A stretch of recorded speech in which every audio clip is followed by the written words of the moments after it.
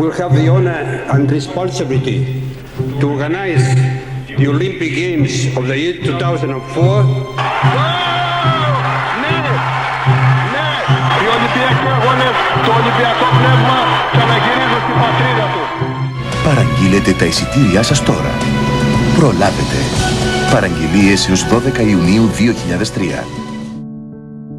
Κατά τη διοργάνωση των Ολυμπιακών Αγώνων του 2004 στην Ελλάδα, προμηθευτήκαμε την εταιρεία με υπεργολάβο της Siemens το C41, ένα σύστημα ασφαλείας έναντι περίπου 260 εκατομμυρίων ευρώ, και το οποίο ουσιαστικά δεν δούλεψε ποτέ, τουλάχιστον για τον σκοπό τον οποίο αγοράστηκε.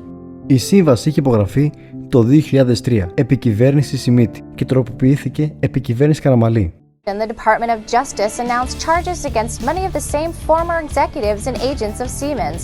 They are charged with conspiracy to violate the FCPA and the wire fraud statute, money laundering conspiracy and wire fraud. Η χρονιά που άλλαξαν όλα ήταν το 2006, όταν η συγγελία του μονάχου εισέβαλε στα γραφεία της εταιρείας. Σύμφωνα όμως με μια γερμανική εφημερίδα, αυτή αναφέρει πως η εταιρεία γνώριζε ένα χρόνο πριν ότι οι αρχές την ερευνούσαν. Το Υπουργείο Δικαιοσύνης των ΗΠΑ εκτιμά πως το συνολικό ποσό για δωροδοκίες φτάνει τα 1,5 δισεκατομμύρια δολάρια και θεωρεί το μεγαλύτερο σκάνδαλο στην υπόθεση διαφθοράς των παγκόσμιων αγορών. Οι ελληνικές δικαστικές αρχές ζήτησαν στοιχεία από τουλάχιστον 13 χώρες για να διαπιστώσουν πώς γινόταν η διακίνηση του μαύρου χρήματος. Γινόταν σε δύο φάσεις. Υπήρχαν τραπεζικοί λογαριασμοί της εταιρείας όπου εξυπηρετούσαν σχεδόν αποκλειστικά μόνο αυτές τις πληρωμές, κάνοντας τις μεταβιβάσεις σε πρόσωπα που θα έδιναν έπειτα τις μίζες στους κυβερνητικούς αξιωματούχους. Τα πρόσωπα αυτά άνοιγαν μετά λογαριασμούς με κωδικές ονομασίες και εκεί έβαζαν τα χρήματα για να τα παραδώσουν στα ενδιαφερόμενα πρόσωπα. Και πολλές φορές τα χρήματα αυτά τα παρέδιναν ακόμα και σε βαλίτσες. Ενώ στη δεύτερη φάση είχαν έναν πιο περίπλοκο μηχανισμό με την έκδοση εικονικών τιμολογίων, δήθεν για παροχή υπηρεσιών, σε συνδυασμό με τη δημιουργία δεκάδων offshore εταιριών. Στην Ελλάδα είχαν ιδρυθεί δύο εταιρείες, η Placid και Fairways, τις οποίες οι κατηγορούμενοι επιχειρηματίες ιδρυτές αυτών των εταιριών ομολόγησαν ότι τις δημιούργησαν έπειτα από υπόδειξη του Μιχάλη Χριστοφοράκου, επικεφαλής της Siemens στην Ελλάδα. Στη δικογραφία μάλιστα περιλαμβάνονται ακόμα 30 τέτοιες εταιρείες που φαίνονται είτε ως τελικοί αποδέκτες των χρημάτων είτε ως μεσάζοντες.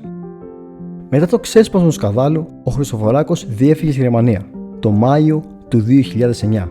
Στη συνέχεια, γραμματέας του θα καταθέσει πως είχε στενές σχέσεις με την τότε Υπουργό Εξωτερικών Ντόρα Μπακογιάννη, όπου και στο παρελθόν ήταν και οι συμμαθητές. Και σύμφωνα με το ημερολόγιο της γραμματέας, έχουν καταγραφεί 356 συναντήσεις του ιδίου με μέλη της οικογένειας Μητσοτάκη.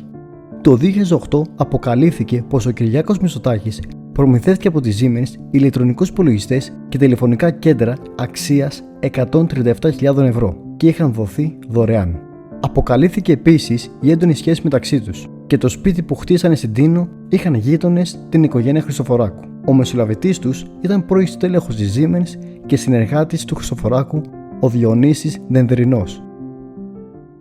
Ο κύριος Χριστοφοράκος, που έχει και γερμανική υπηκότητα, αφού διευκολύνθηκε να διαφύγει από εδώ, πήγε στη Γερμανία, έπεσε εκεί στα μαλακά από τη γερμανική δικαιοσύνη και υπέγραψε και μία ρήτρα εμπιστευτικότητας που τον προστατεύει στο να μην πει την αλήθεια στα ελληνικά δικαστήρια και να μην έρθει και εδώ αν δεν το επιθυμεί.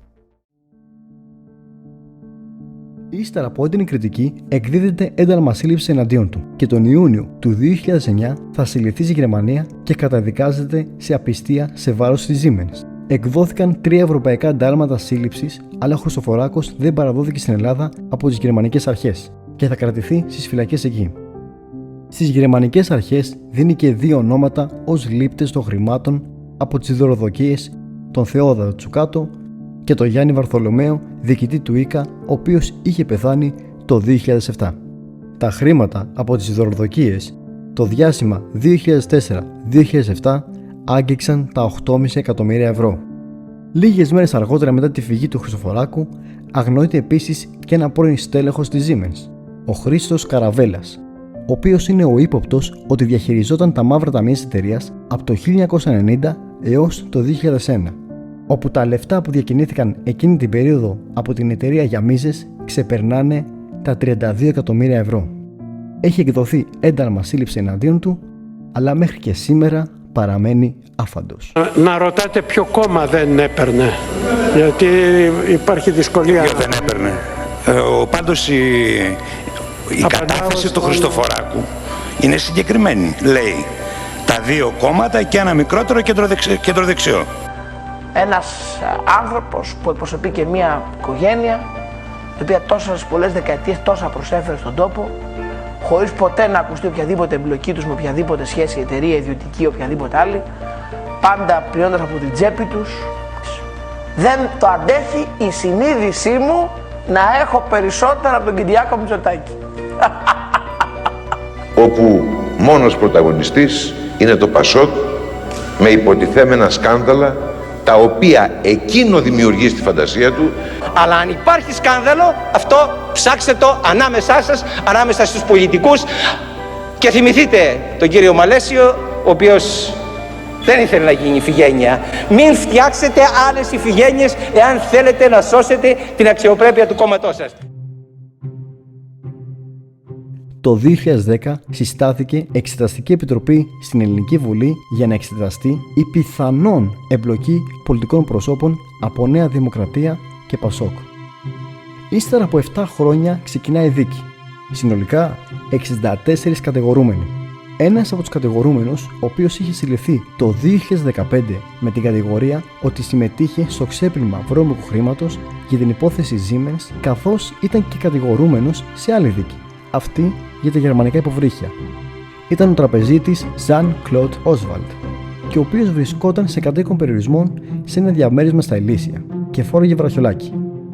À ma grande surprise, entre guillemets, j'ai passé 20 mois dans cette horrible prison de Korydallos pour des faits qui me sont imputés mais qui ne correspondent à aucune réalité. Parce que je pense que dans aucun pays européen, on aurait mis en prison pratiquement 2 ans une personne qui n'a rien à voir avec ces cas qui sont devant la justice grecque. Όμως κατάφερε το 2018 και κατέστρεψε το βραχιολάκι και μέχρι και σήμερα παραμένει επίσης και αυτός άφαντος. Ετυμηγορία. Η δίκη αφορούσε για τα δικήματα ενεργητικής και παθητικής δωροδοκίας και απάτης σε βάρος του δημοσίου και συγκρότησης εγκληματικής οργάνωσης. Όμως έχουν περάσει 22 χρόνια. Οι περισσότεροι απαλλάχθηκαν λόγω παραγραφής. Πιο αναλυτικά, 22 κατηγορούμενοι καταδικάστηκαν, 27 απαλλάχθηκαν λόγω παραγραφής, 5 κρίθηκαν αθώοι, ενώ 10 κατηγορούμενοι δεν βρίσκονται πια εν ζωή. Και κανένας πολιτικός δεν είναι κατηγορούμενος, εκμεταλλεύοντας τον νόμο περί ευθύνης υπουργών. Τα πολιτικά πρόσωπα πάντως πετάξανε, και πετάξανε γιατί αφήσατε κάποτε να πετάξουν οι πολύτιμοι κρίκοι. Και από τη στιγμή που έγινε αυτό, και δεν ξέρω ποιος από εμάς πιστεύει ότι αυτό έγινε ασυνείδητα, από τη στιγμή λοιπόν που έγινε αυτό τέλειωσε και η υπόθεση της Siemens. Όλοι είναι έξω, δεν έχει μπει κανένας μέσα και δεν έχει τιμωρηθεί κανείς. Ορισμένοι που κρίθηκαν ένοχοι ήταν ο πρώην υπουργός του Πασόκ, ο Μαντέλης, όπου καταδικάστηκε για δωροληψία σε 5 χρόνια εξαγοράσιμα. Ο ίδιος θα πει ότι πλήρωσε πολύ ακριβά για ένα λάθος που έκανε πριν 20 χρόνια και ζει τώρα με σύνταξη 1.100 ευρώ. Ο Γιώργος Καρπέλης, πρώην στέλεχος του ΟΤΕ, καταδικάστηκε σε 15 χρόνια κάθριξη για ξέπλυμα μαύρου χρήματος και η Μάρθα Καραβέλα σε 13 χρόνια κάθριξη. Επίσης καταδικάστηκαν ο Χριστοφοράκος, ο Καραβέλας, ο τραπεζίτης Φάνης Λιγινός, του οποίου το όνομα ακούστηκε πρώτη φορά στο κροατήριο από τον Νίκο Ζήγρα, ξάδερφο του Άκη Τζοχαζόπουλου, αλλά κανείς τους δεν είχε φυλακιστεί διότι δεν ήρθαν ποτέ στην Ελλάδα. Δηλαδή προσωπικός χρηματισμός, πλουτισμός δικός μου δεν έχει γίνει ποτέ. Ποτέ. Το βλέπετε ήδη, με επισκεφτήκατε, είμαι πανφτωχός αυτή τη στιγμή, έχω χάσει τα πάντα, έχω χάσει τη ζωή μου, έχω χάσει την καριέρα μου, έχω χάσει την οικογένειά μου, έχω χάσει τους δικούς μου ανθρώπους.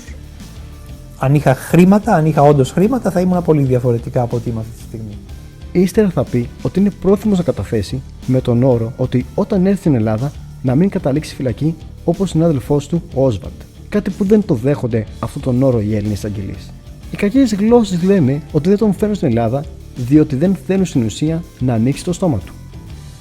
Το 2022, το δευτεροβάθμιο δικαστήριο από τους 22 έκρινε τους 20 κατηγορούμενους πως πρέπει να απαλλαγούν για την κατηγορία ξέπλυμα μαύρου χρήματος και επιπλέον ότι πρέπει να πάυσει η σε βάρος τους ποινική δίωξη για πράξεις που έχουν τελεστεί μέχρι το 2002 λόγω παραγραφής.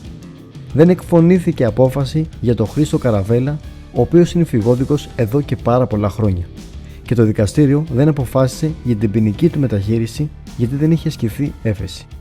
Το δικαστήριο κατέληξε με την απόφασή του ότι ο βασικός φταίχτης αυτών που συνέβησαν στη χώρα μας με πρωτοβουλία της Siemens είναι η Siemens.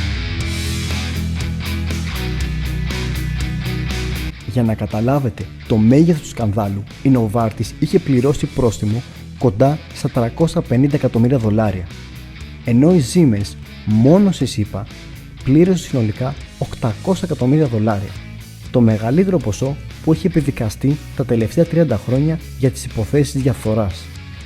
Η ζημιά που έχει γίνει στο ελληνικό δημόσιο ξεπερνάει τα 68 εκατομμύρια ευρώ. Μέσα από το βιβλίο του Τάσου Τελόγλου αναφέρει σε ένα σημείο. Ένας από τους εμπορικούς διευθυντές της Siemens είχε πει: «Τι νομίζεις, ότι τα προϊόντα μας πωλούνται σε ολόκληρο τον κόσμο επειδή είναι τόσο καλύτερα από τα άλλα?» Εν ολίγης, στο σκάνδαλο αυτό η Siemens παραδέχτηκε ότι έκανε δωροδοκίες. Οι πολιτικοί επίσης παραδέχτηκαν ότι γνώριζαν για το σκάνδαλο και η δικαιοσύνη τους αθώωσε όλους. Το όνομά σας. Απολύτως! Απολύτως! Και στα γραφεία του Πασόκ μέσα. Απολύτως! Κύριε Πρόεδρε, δεν ξέρω γιατί βγαίνετε έξω από τα ρούχα σας. Εγώ βγαίνω έξω από τα ρούχα μου.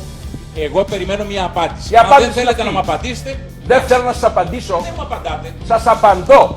Αλλά με εξοργίζετε όταν πιστεύετε ότι οι υπουργοί, οι πρωθυπουργοί, βουλευτές εκλεγμένοι από τη Βουλή, από τον ελληνικό λαό, με 258 ψήφους, ψηφίζουν ένα νόμο του κράτους επειδή τους κρατάνε, επειδή υπάρχουν χαρτιά για τη Siemens. Πού νομίζετε ότι απευθύνεστε? Γιατί είμαστε στην πολιτική? Είμαστε στην πολιτική για να υπηρετήσουμε το εθνικό συμφέρον. Έχουμε αφήσει δουλειές, έχουμε αφήσει την άνεσή μας. Αγωνιζόμαστε καθημερινά για την αγωνία του τόπου.